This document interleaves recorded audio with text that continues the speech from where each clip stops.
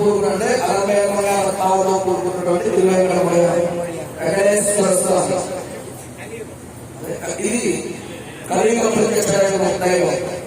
మరి ఆయనకి రూపంగా ఉన్నటువంటి స్వామి మన ముందు రామలయో గోదా సమేత శ్రీకృష్ణ పరమాత్మ ఖండం.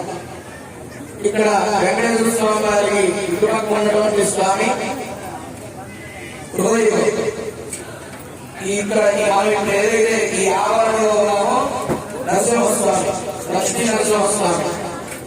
ఆ తర్వాత ఉన్నటువంటి ఈ స్వామివారికి ఎడం పక్కన ఉన్నటువంటి పరమాత్మ త్రేతాయుగంలో మన కోసం ఉద్భవించినటువంటి స్వామి సీతా రాముడు.